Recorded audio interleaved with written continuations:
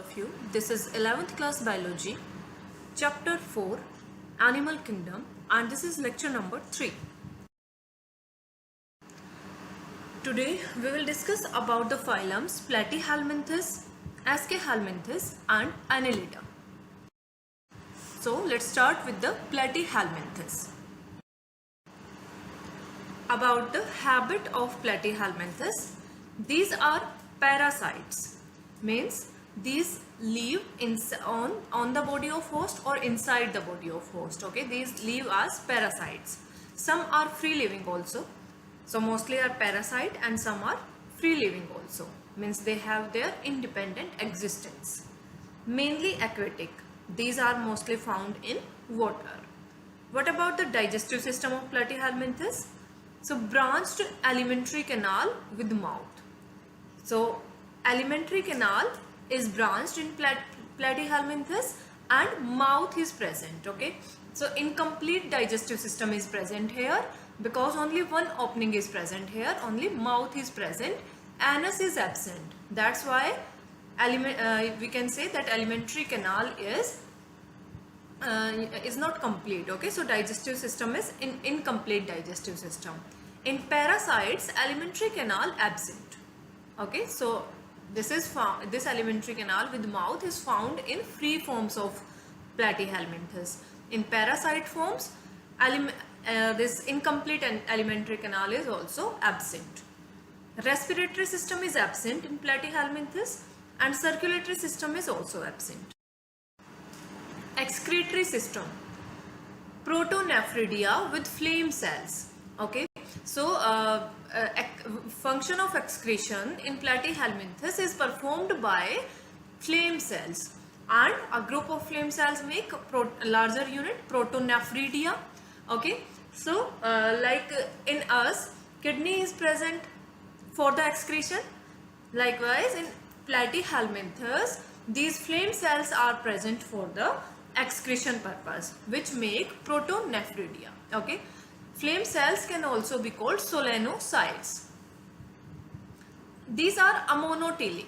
Ammonotelic means these excrete ammonia. Okay, this is the form of the waste in which they excrete. So nitrogen is excreted in the form of ammonia here. That's why these are called ammonotelic, right? Ammonotelic are the organism which excrete their nitrogen waste in the form of ammonia. The nervous system is ladder-like. Okay, their nervous system is made up of neurons. A group of neurons is present which make a ladder shape. That's why it is ladder-like. A brain and nerve cords connected by transverse nerves. Okay, how this ladder-like structure is formed here? Brain and nerve cords are present which are connected by transverse nerves. Okay, so different nerve cords and brain are attached together by transversely placed nerves which make a ladder shape.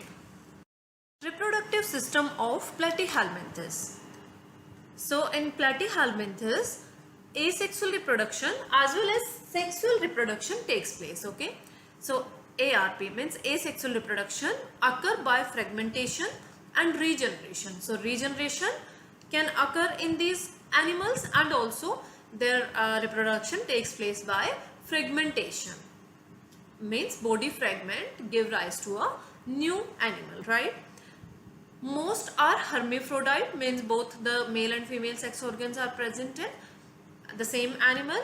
In sexual reproduction, fertilization is internal, occurs inside the body of animal, right? And development is indirect. So indirect development is found here, means there are different life stages present.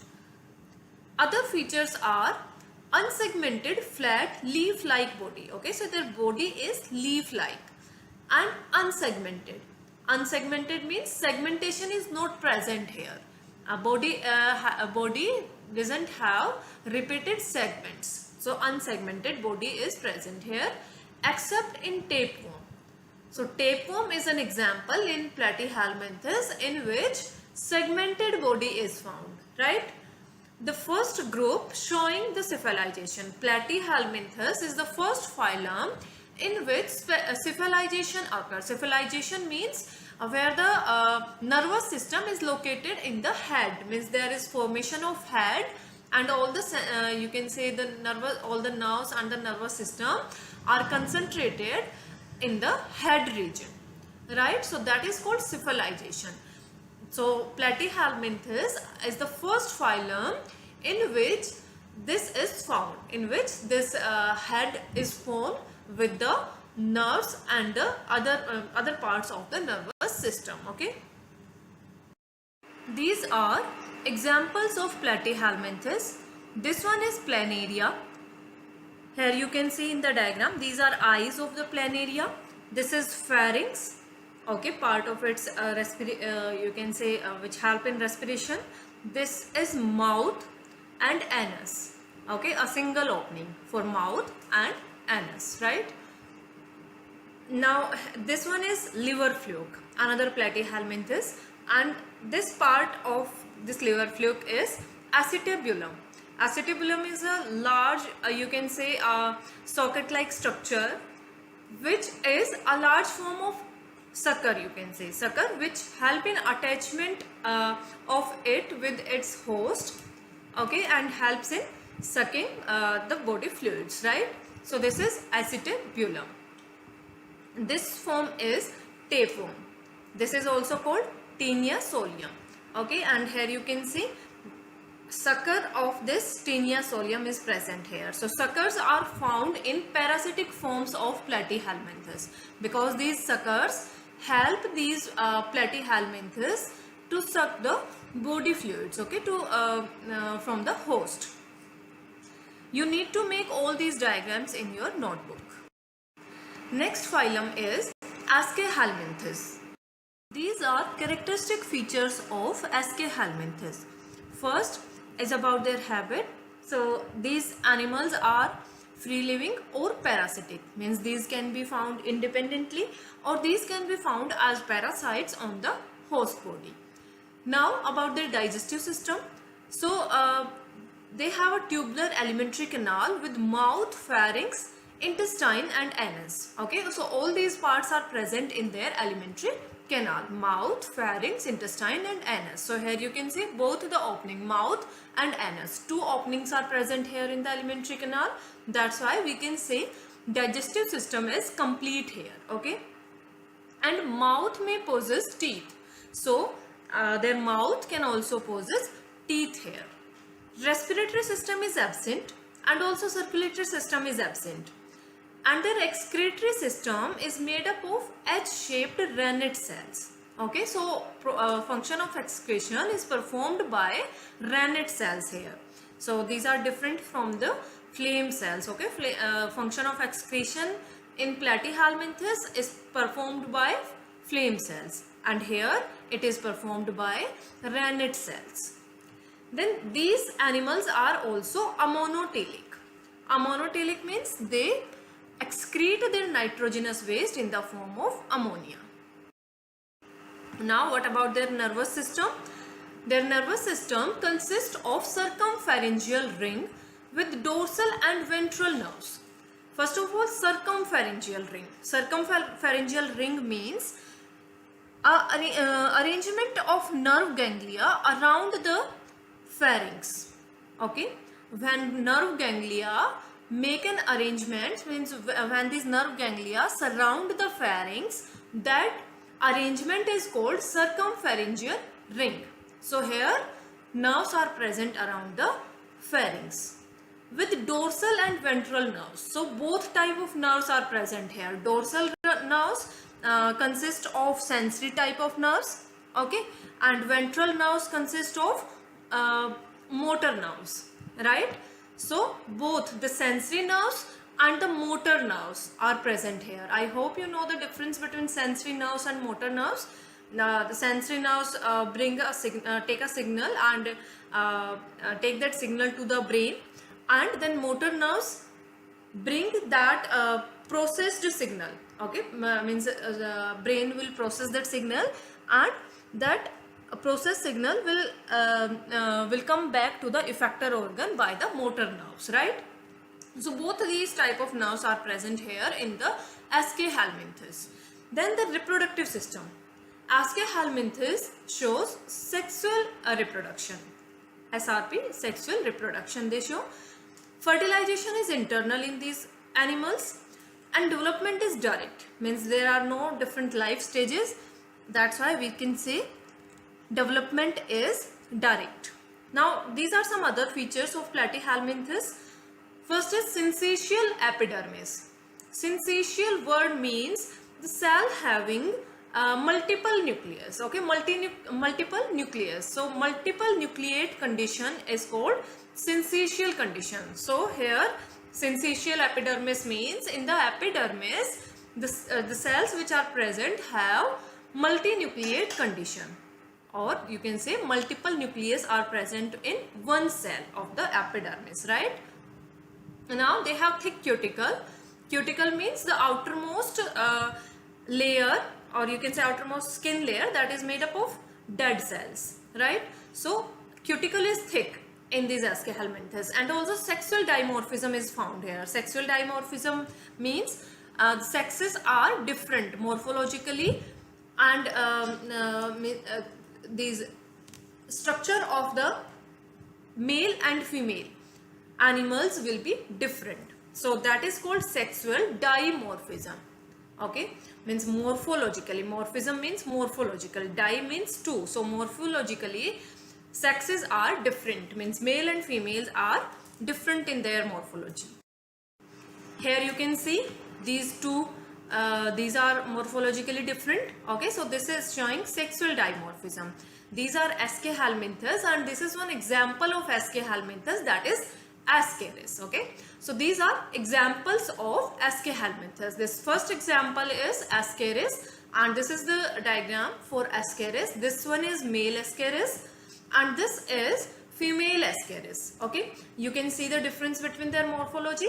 Female Ascaris is larger in size than this male Ascaris, right? So this is called sexual dimorphism here. Ascaris is also called roundworm. Okay, because it is round in shape, so it is also called roundworm. Then second example is Wucheria, that is also called filarial worm. And third example is Ancylostoma, and it is also called hookworm. After that, next phylum we have Annelida. These are some characteristic features of the Annelida animals. First is terrestrial. These are found on land. These are freshwater or marine water. Means these can be found in fresh water or in marine water. Okay, so we can say Annelida can be aquatic. These can be found in water as well as on land. Okay, so these are of both type, aquatic as well as terrestrial. And these can be free living or parasitic, right? So parasitic forms are found here in Annelida also. Then the digestive system. Digestive system includes pharynx, esophagus, stomach and intestine. So these are parts of digestive system of Annelida. Then respiratory system. Cutaneous respiration means respiration occurs through skin. Cutaneous respiration means respiration through skin. Some have branchial respiration also. Branchial respiration means respiration through gills. Okay, that occur in fishes also. Okay, so in some forms respiration occurs through skin, and in some respiration occurs through gills. Circulatory system is of closed type. So here you can see all the organ systems have been formed. Okay, so organ system type of organization is found here in Annelida. All the organ systems are present here, like digestive system, complete digestive system is present, respiratory system is present, also circulatory system is present here. And which type of circulatory system is present here? Closed type circulatory system. Okay, so some blood vessels can be found here. And then their excretory system. Excretory system means for the excretion, nephridia are present here. Okay, you remember nephridia which were present in the platyhelminthes also for the excretion. So these are found in Annelida as well. Aquatic forms are amonotelic, right? The annelida which are found in water are ammoniotelic, and terrestrial forms are ureotelic. So there are different modes of excretion of the nitrogenous waste by the annelida animals. The annelida which are found in water, they excrete the nitrogenous waste in the form of ammonia, while the annelida which are found on land, means which are terrestrial, excrete their nitrogenous waste in the form of urea. That's why these are called ureotelic. Okay, so terrestrial forms are ureotelic, means excrete their nitrogenous waste in the form of urea. Now, nervous system of annelida. So here a pair of cerebral ganglia represent brain. Okay, a pair of cerebral ganglia is present here. Cerebral means related to cerebral cortex, right? And ganglia are the a type of cells found in nervous system, right? You must have heard the name of neurons. Okay, so other than neurons, one more type of cells are found in the nervous system, and those are ganglia, ganglion cells. Okay, so here the cerebral ganglia, a pair of cerebral ganglia is making brain, or you can say is representing the brain of annelida. And a double ventral nerve cord is also present here. On the ventral side, nerve cord is present. Now, reproductive system. Earthworms and leeches are hermaphrodite. Hermaphrodite condition means where both male and female sex organs are found in the same animal. Okay, so here in the earthworm and leeches, both male and female sex organs are present, right? Free swimming trochophore larva is found in their aquatic forms. So trochophore larva is a free swimming larva, which is a characteristic feature of the aquatic annelida. In their life stage, this larva is formed. Okay. Now these are some other features of annelida. Trio segmentation. Trio segmentation means their body is divided into segments. Okay, so segmentation, or you can say metamerism, is a characteristic feature of the annelida. Here body is divided, repeated segments are present. So internally as well as externally, their body is divided into parts, into segments. Repeated segments are present. Covered by thick cuticle. So thick cuticle is present here also. Locomotory organs are setae or parapodia. Okay, for the locomotion, these two types of organs are present in the annelida: setae or parapodia. Okay, parapodia means a feet-like structure, right? These are some examples of annelida: earthworm, leech, nereis, aphrodite, and Chaetopterus. Here you see some of the diagrams, like this is leech, this is nereis, and this is earthworm. So all these are annelida. Make these diagrams also in your notebook. Based on today's topics, your homework is NCERT question number 4, 5 and 6. Now let's discuss the homework solutions of previous lecture. I gave some extra questions, means other than NCERT. Some questions were given as homework, and the first question was a difference between the polyp and medusa form. Okay, so this is the difference. First difference is polyp are sessile, means non-motile, while the medusa are mobile, means they can move, right? So polyp and medusa, both these are forms of coelenterata. Okay, so polyp is sessile form, non-motile form, and medusa is motile form. Then polyp present a tubular shape, or you can say cylindrical shape. Okay, so tubular shape or cylindrical shape is present in polyp, with mouth facing the water upwards, while medusa present a bell shape, or you can say umbrella shape. Okay, so in medusa, umbrella or bell shape is present with the mouth facing the water downwards. This is the second difference. Then third difference is polyp produce either polyp or medusa by budding. Okay, so polyp form undergoes asexual reproduction, you can say. Okay, polyp form shows asexual reproduction, while medusa produce polyp by sexual reproduction. So this is the difference in their reproduction. Medusa form shows sexual reproduction while polyp form shows asexual reproduction. This was the second question was what are cnidoblast and what is their function. Okay, so let's see here. This is the answer. Cnidoblast are also called nematocyte. Okay, and these cnidoblast are the stinging cells present in the organisms of phylum Cnidaria. So these are found in Coelenterata. Coelenterata can also be called Cnidaria. Okay, so these cells are stinging cells, means these have some sting like structure. Okay, which are found in Coelenterata in phylum Cnidaria. The cnidoblast is used to capture prey. Okay, this is the function of cnidoblast. These are used to capture prey and provide defense from the predators also.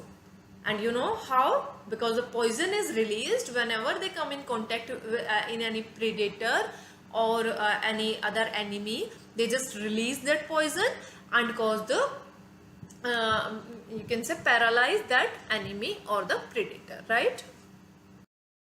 Now this is the answer of question number 3 that I gave as homework, and the question was what are coinocytes and what is the function of coinocytes. So coinocytes are the cells located on the whip-like appendages, right, called flagella, located in the sponge.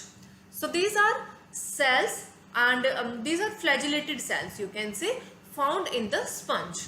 Inside the sponge these are present. Function of coinocyte is to create water flow through the body of a sponge, right? So these create a water flow by beating in a particular direction, because they have flagella. These are flagellated cells, so they beat in a particular direction and create a water flow. This allows nutrients to filter through and feed the sponge. Okay, if the water flow is created, then what will happen? Nutrients will be filtered and sponge will get those nutrients to feed. Now this is answer of question number 4, and the question number 4 was what is bioluminescence. So bioluminescence is the production and emission of light by a living organism, right? Bioluminescence occurs widely in marine vertebrates and invertebrates. Okay, so this is a property of many animals. You have studied that bioluminescence is present in Ctenophora, right? In Ctenophora phylum, I told you that bioluminescence is found, but not only in Ctenophora, this is a property of many marine vertebrates as well as invertebrates, okay? And also it is found in some fungi.